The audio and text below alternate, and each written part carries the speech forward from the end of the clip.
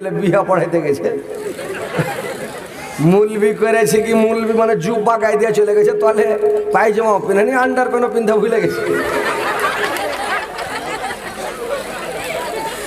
আর বিয়ে পড়াইতে যায় যেটা বহুকে সিংড়াইছে ওইটাই চলে গেছে। তো মেয়ে লোকেরা কইছে আল্লাহ মুলবি চলে এলো, তো সিংড়া হয়নি, উদাম পাদাম হয়ে আছে, তো মুলবি চলে এলো কি করা যাবে? তো মুলবি কইছে কতক্ষণে ফের ঘুরে যাবো। মুলবিটা কইছে কতক্ষণে ঘুরে যাবো।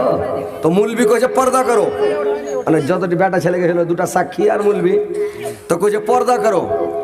মুলবি আর বুঝতে পারেনি যে আন্ডার প্যান্ট নাই, জুব্বা তল থেকে উঠে আনকে চোখ ঢেকে দিল,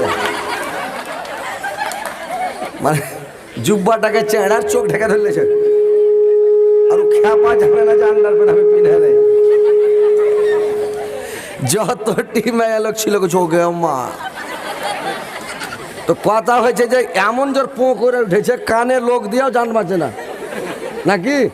আল্লাহ আকবার সুবহানাল্লাহ। বাস ঠিক আছে ভাই, ঠিক আছে, আর বাড়াইতে হবে না। জামানা দেবানা, জামানা দেবানা ও গো বায়ামেনাত, তোমার লালের নাই তুলনা, তুলনা মাগো তোমার লালের নাই তুলনা। মেঘের মাথায় ছায়া করে রোদ না লাগে গায়, পায়ের নিচে গরম বালু শীতল হয়ে যায়, মাগো শীতল হয়ে যায়। নুরানি বাদনে, নুরানি বাদনে হাওয়া চলে সদ সদে, খেজুর পাতা হিলে সবডানাই সবডানাই, মাগো তোমার লালের নাই তুলনা। ছেড়ে দিল ভাই।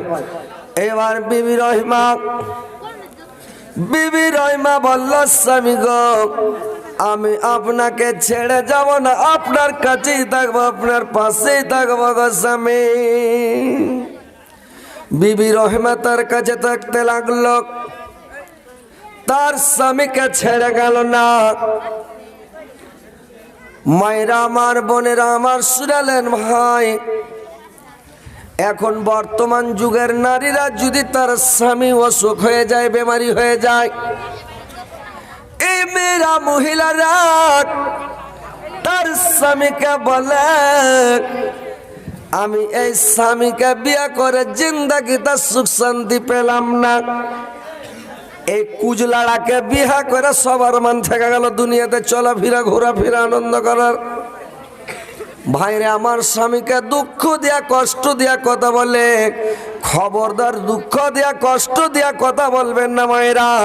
তোমার স্বামী আজকে হয়তো আল্লাহ অসুখ দিয়েছে, বেমারি দিয়েছে, অনেক দিন ভালো ছিল, হয়তো ফের ভালো হয়ে যাবে, কিন্তু তোমার স্বামীকে দুঃখ দিয়া কথা বলবে না।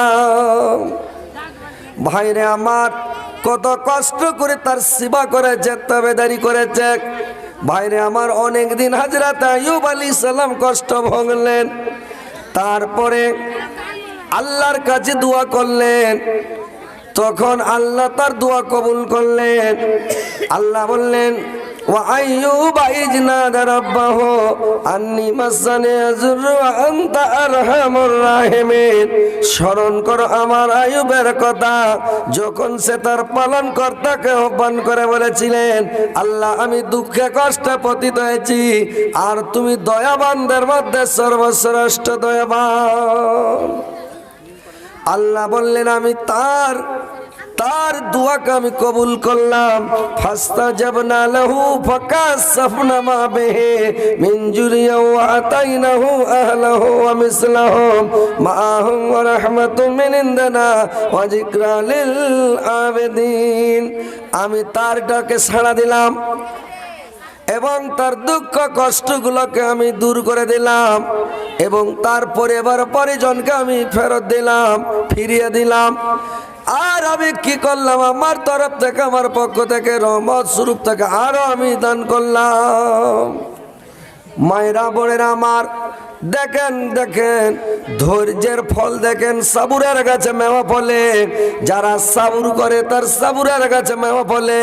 তোমরা খবরদার মানে স্বামীকে দুঃখ দিয়ে কষ্ট দিয়ে কথা বলবে না, তোমরা নূর বনে যাও, তোমরা নার বনিও না। নূর বনে যেতে হবে বিবি রহিমার মতো। বিবি রহিমা ছিল নূর, বিবি রহিমা কিন্তু নার ছিল না রে ভাই। মেয়ে ছেলে যদি ইচ্ছা করে যে পুরুষটাকে বরবাদ করবো, করতে পারবে কিনা যে ভাই? পারবে? পারবে। তার মানে চাল রাঁধতে হবে 2 কিলো, রাঁধছে 2.5 কিলো। তরকারি কাটতে হবে 1.5 কিলো, কাটছে 2.5 কিলো প্রত্যেক দিন। ওকে তার হাতে মারতে পারবে না পুরুষটাকে, ওকে তোকে এদিকে মারবো। কে বলে বলছিল কাম সে क्या होगा নিন বিশাকে মার দেंगे। তো ওইরকম ওকে হাতে মারতে যখন পাবেন ওকে এদিকে মেরে দেবে। তো যদি এরকম সাংখিনী নারী হয়, ও যদি চাল ঢের করে দিয়া গরুকে খিলায়, তরকারি বেশি করে রাইনে যদি গোবরের মান্দে ফেলে, তো ওই পুরুষটা ওকে কুলাইবে জি ভাই? জিন্দগিতে কুলাইবে না। তো কথা হচ্ছে মা বোনেরা, তোমরা চিন্তিনী হয়ে থাকো, তোমরা সংসারকে সুখে সুখে রাখো, তোমরা পুরুষকে ভালোবাসো, স্বামীর সেবা করো, খিদমত করো, স্বামীকে সব সময় ভালোবাসো। যে বিবি রহিমার মতো নূর হয়ে যাও, তোমরা নার হয়ে যেও না। নার হলে যদি নার হয়ে যায়, বাড়ি ঘরে যদি আগুন লাগে, কোন বাড়িতে যদি চোর ঢুকে ডাকাত ঢুকে যায়, বাড়ির গোটা ঘর দুয়ার উঠিয়ে নিয়ে যায় না, আলমারি শোকেস বাক্সা নিয়ে যায় না, বাড়ির সোনা চাঁদি গুলোকে নিয়ে যায়। আর করে কি ভাইরে আমার বোনের আমার শুনেন, যদি ঘরের মধ্যে আগুন লেগে যায়, গোটা ঘরকে জ্বালিয়ে শেষ করে দেয়, পুড়িয়ে শেষ করে দেয়, গোটা ঘরকে শেষ করে দেয়। ওইরকম স্ত্রী যদি না হয়ে যায়, আপনার জিন্দগিতে সুখ হবে না, শান্তি হবে না। দুনিয়াতে স্ত্রীকে নিয়ে আপনি শান্তিতে ঘুমাতে পারবে না, শান্তিতে বসবাস করতে পারবে না। আপনার সারাটা জীবন জ্বলবে, ইহকাল নষ্ট হবে, পরকালটাও নষ্ট হয়ে যাবে। তো তোমরা দুনিয়াটা সুখ শান্তির জিনিস হচ্ছে স্ত্রী, তোমরা নূর বনিও নার বনিও না। যেমন বিবি খাদিজা, উম্মুল মুমিনিন হযরত খাদিজা, খাদিজা ছিলেন নূর। খাদিজা কত ভালো ছিল, কত মানে সৎ চরিত্র নারী, কত ভালো নারী, কত তার মানে গুণ, যে আল্লাহর নবী কত ভালোবাসতেন খাদিজাকে। যখন খাদিজা মরে গেল, খাদিজা মরে যাওয়ার পর আল্লাহর নবী যে কোনো সভাতে, যে কোনো মজলিসে, যে কোনো জায়গাতে থাকতেন, আল্লাহর নবীর সামনে কোনো মানুষ যদি খালি একবার মানে খাদিজার নাম নিয়ে নিত, আল্লাহর নবী সমস্ত গল্পকে বন্ধ করে, সমস্ত কাজ কামকে বন্ধ করে দিয়ে খাদিজার গুণ বর্ণনা করতে লাগতো, খাদিজার নাম নিতে লাগতো রে ভাই। দেখতে দেখতে খাদিজা আল্লাহর নবীর বিবি আয়েশা একদিন রেগে গেলেন আল্লাহর নবীর ওপরে। নবী গো, আপনার সামনে এত সুন্দর একটা স্ত্রী, আপনার সামনে এত সুন্দর একটা বিবি, যুবতী বিবি, আর আপনি একটা জাইফি বুড়ির নাম সব সময় নিচ্ছেন। যখন আপনার বয়স ছিল 25, খাদিজার বয়স ছিল 40, তো আপনি একটা 40 বছরকার জাইফি বুড়িকে বিয়ে করেছিলেন, আর সব সময় খালি খাদিজা খাদিজা খাদিজা, সব সময় খাদিজা। ভাইরা আমার মায়েরা দেখেন, সতীনের মতন ঝালাস পৃথিবীতে আর কিছু নাই।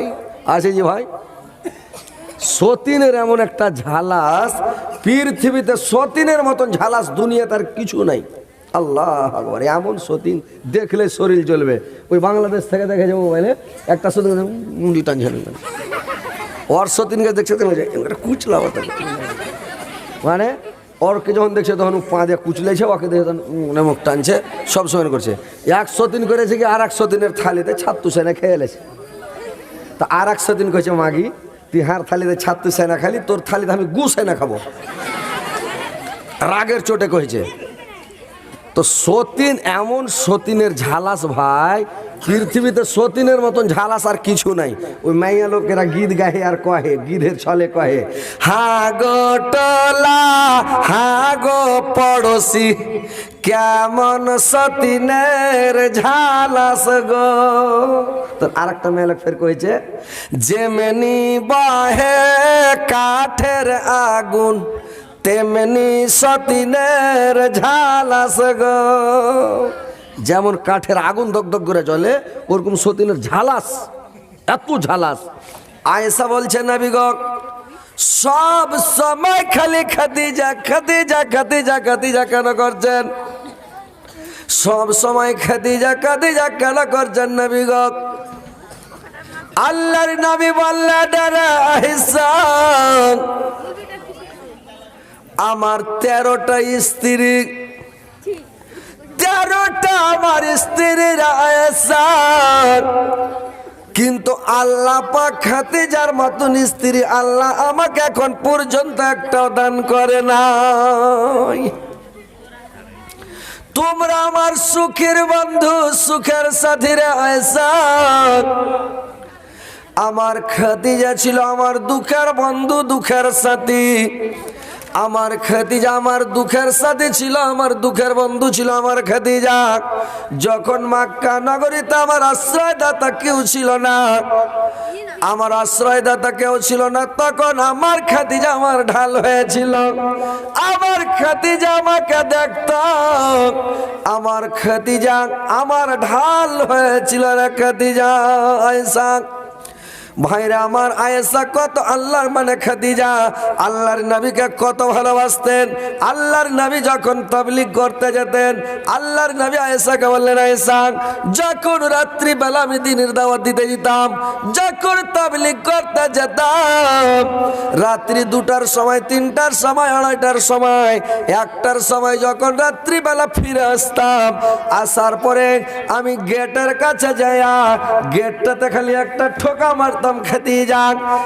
একবার খালি খাদিজা যখন বলবো চট করে গেট খুলে দিল খাদিজা, আর আমি পটাম করে ঘরে ঢুকে গেলাম। আর খাদিজা সাড়াত করে গেট লাগিয়ে হুড়কা লাগিয়ে দিল, পটাম করে আমাকে ঘরের মধ্যে করে নিল। কোনদিন দেরি করত না, আমাকে 2বার হাঁক মারতে হতো না, একটা হাঁকে গেট খুলে দিত।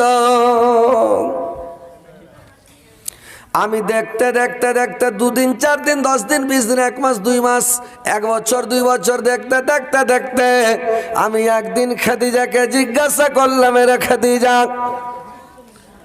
তুমি কি রাত্রি বেলায় ঘুমাও না? তুমি কি বিছানাতে শুয়ে থাকো না রে খাদিজা? যে যখনই আমি এসে একবার খাদিজা বলে খালি ডাক দি, গেটটা তুমি পটাম করে খুলে দাও খাদিজা। আমার খাদিজা গেটটা খোলা দিয়ে দাঁড়াইছে। আমি যখন খাদিজাকে বললাম কি ব্যাপার খাদিজা তুমি কি ঘুমাও না? আমার খাদিজা বলতাছে গো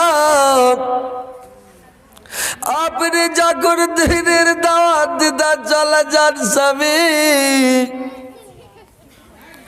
আপনার পায়ে পায়ে দুশ্মন, পায়ে পায়ে সূত্র, আপনার বাড়ির প্রতিবেশী আপনার সূত্র। আপনি রাত্রিবেলা যখন তাবলীগ করে বাড়ি আসবেন স্বামী, আমি রাত্রে কেমনখানে বন্ধ করে বিছানায় শুয়ে যাব, লেপকাতা দিয়ে মুখ ঢেকে নিব, আমাকে ঘুম চলে আসবে স্বামী গো।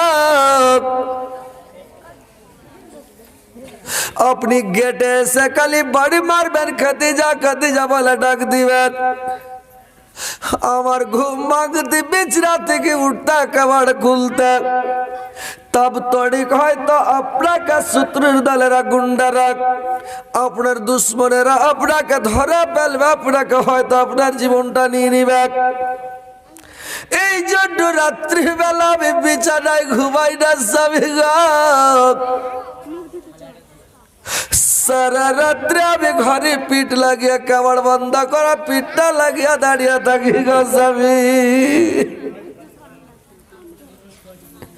যখন আমাকে ঘুম আসতে লাগে স্বামী গো, যখন আমি আর ঘুম থামতে পারি না, নিন্দ চলে আসে, আমি একটা পাকে ছেড়ে নি, একটা পায়ের ভরে দাঁড়িয়ে থাকি গসামে। আমার পাটা যখন ব্যথা করতে লাগে তখন ঘুম আমার ভেঙে যায়। আবার যখন আমার এই পাটা ব্যথা করতে লাগে, আবার এই পাটাকে নামিয়ে দিই, এটা পাকে ছেড়ে নি, এই পায়ের ভারে দাঁড়িয়ে থাকি, আমাকে ঘুম আসে না। এইভাবে সারা রাত দাঁড়িয়ে থাকি। যখন আপনি আসেন, আপনার পায়ের শব্দ যখন পাই, পায়ের আওয়াজটা যখন আমি পাই, তখন আমি বুঝতে পারি আমার স্বামী চলে আসলো।